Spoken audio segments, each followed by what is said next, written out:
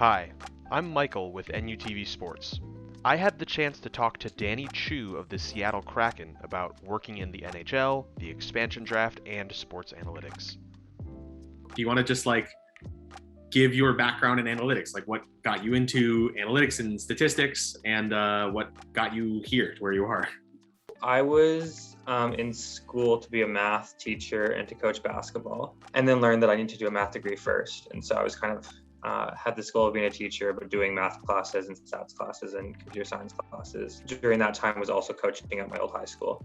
In the second year, I started reading these articles and hearing about basketball analytics and how data was changing the game and how data scientists were being hired, and how new interesting tracking data was being analyzed. And I said, that sounds like the coolest thing. Like, I can build strategy from math as a basketball coach. Like, that sounds really cool. That's kind of the crux of it, like this interest in basketball and this interest in math, this interest in sports. Just learning that I could put them together was really, really cool. What has it been like adjusting to working with a new sport and a brand new team? What's it been sort of joining the Kraken?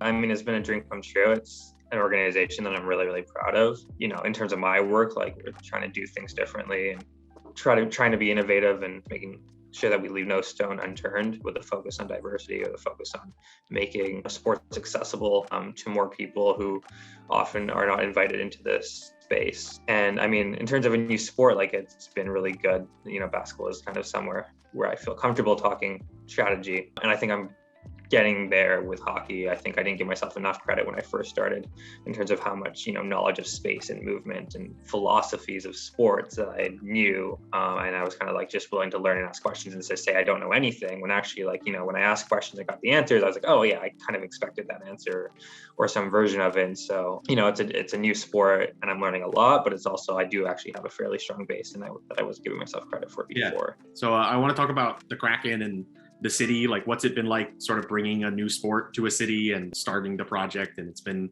so talked about and so popular. So what's the experience been like? I mean, it's the coolest thing. I mean, I think the city's really embraced us. You just see Kraken gear everywhere, and it's just really cool to be a part of. And then there's all of these like once in a lifetime experiences. You're never gonna have an expansion draft again in Seattle, for a while at least in hockey. And you're not gonna have it a first ever opening night or a first ever game at Climate Pledge Arena, first concert, like all these firsts. Just so cool to be a part of each of those moments and try to soak it all in. And you're also working during all of them, and so sometimes or you just work, like expansion draft, we just worked 3 days really, really hard, and a bunch of months before that really, really hard. So what was the working on the expansion draft like how do you even start thinking about that kind of project? How is it working there, especially from an analytics standpoint? Like, what role did that play? You're really lucky in terms of an expansion draft that you get to make so many decisions. Like, normally during a season or an off season, you make a couple of decisions at trade deadline, and a lot of them are don't do this move, right? So you get one or two things that actually happen. Free agent, same type of thing. A lot of guys that you're not interested in, and so you all say no. But then a couple of guys you try to negotiate with, and they say no, and then you only get to make 2 decisions based on the 150 options you started with.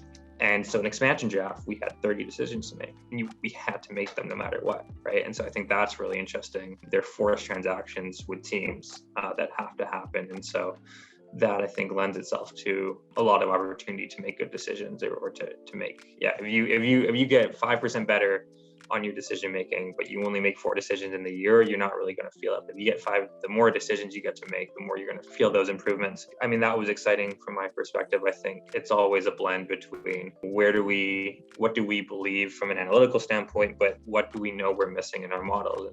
And I think something that I'm very cognizant of is what can we measure and what can't we measure, and where are we missing? And I think there's a lot of benefits to what we do, but knowing that there's value on the other side of the equation of going to see it. We were constantly picking the ear of people who watch more hockey and were more in tune with the game than we are. And number one, making our models better. And number two, when we couldn't make our models better, just like trying to incorporate their feedback from a high level, not into the model, because maybe we didn't have the data to measure what they were talking about. But if we thought it also had value, then, merging that into how we thought and analyzed a player. And so, you do that over every single team, and you make a bunch of decisions and you try to hope that you make the right one. So what is it like dealing with some of the backlash with the expansion draft? No, I think that's a good question. I think the first thing is that, every single player available in the expansion draft was available for a reason. Right?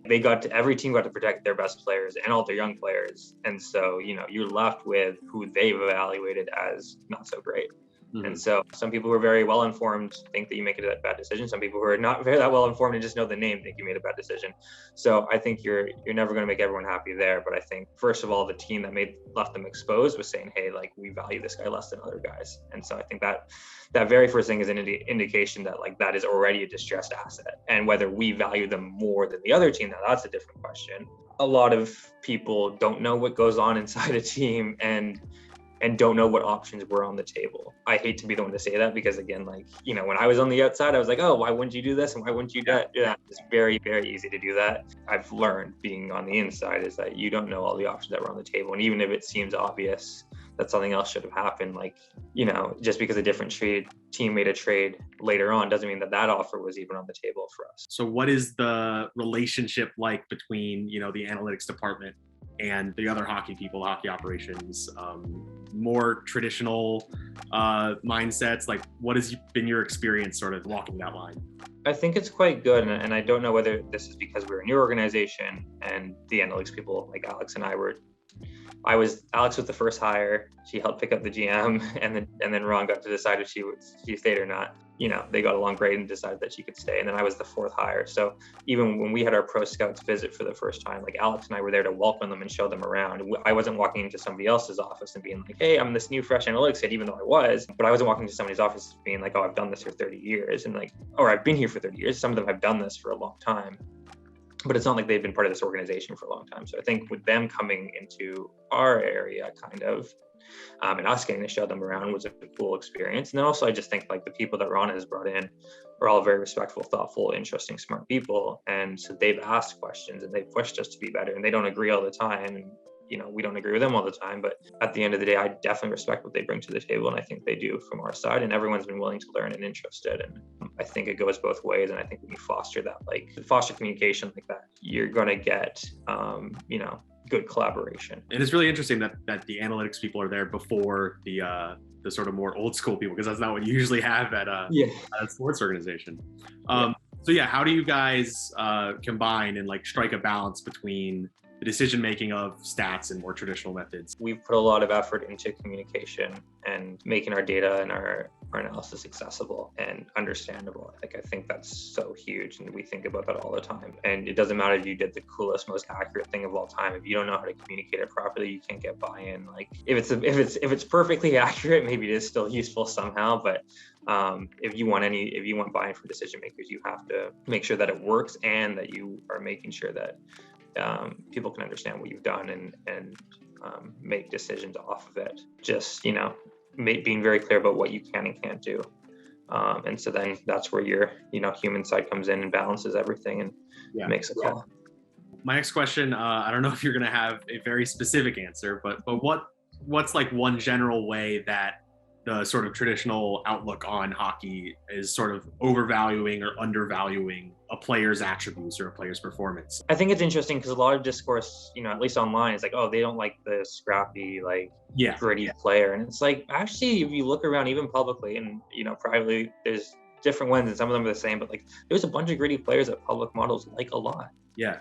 And it's just like, I think it's just people who are uninformed about what the models are saying or how the models work or how the data works. There are gritty players that, the numbers are going to like. And then there's gritty players that they're, it's a little bit more show than results, because at the end of the day, what the numbers are trying to do is actually exactly what scouts and, people who are watching hockey are trying to do, which is, like, wade through all of the visual stuff and say, who is producing results for us? Analytically, you say, I don't really care how you get results as long as you're getting them. So it could be done with a lot of style and a lot of flash, or it could be done with, like, hard work and grit and banging bodies and creating turnovers and puck recoveries. And there are plenty of guys like that analytics like, and there's plenty of guys that look like they're doing that to create results that they're not going to look so finely of because they look like they're doing the job.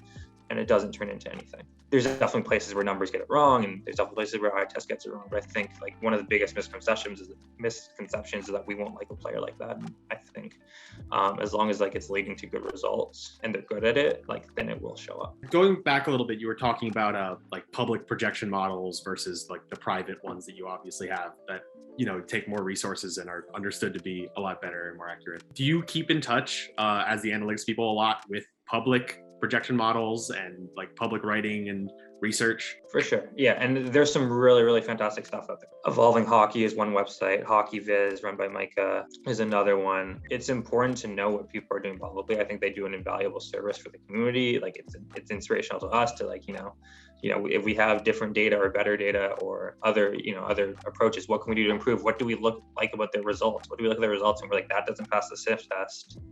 What can we do to, you know, investigate if that's true or not, or make an adjustment to make an improvement? I think there's a lot of really good stuff done publicly. I think there is some advantages to having private data, but I definitely don't think that like the public stuff is that far off. I think I try to be humble about what we have, and when something doesn't pass the sniff test, not like making that my thing to stake my claim in, but you know, like investigate if I believe that's true. Because I think what's interesting is like when we disagree with, you know, a traditional hockey person, right? Either that's some outlier in your model that you've messed up, or that's something that's really interesting that you're improving on, and figuring out which one of those things it is really important. And being right about which one of those things that is really, really important. One criticism I could have of just the public in general, and this is not at any of those sites I mentioned before, but just in general, the discourse, I just think is like, there's just so much confidence and this has to be correct, and maybe it's a flaw in the model. But I think that's the same with everyone. Like I think you ask a hockey scout and they'll be like so sure that like this thing is real. And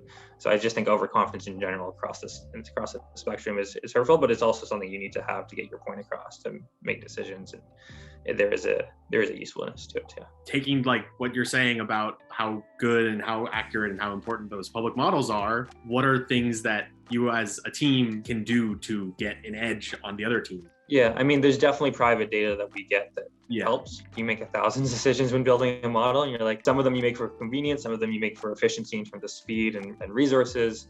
Some of them you make to try to, you know, solve some sort of statistical problem. And, you know, we go through, we read everyone else's work, and we come up with our own ideas. And so some of our models are totally new models. Some of our models are adaptations of everyone else's models.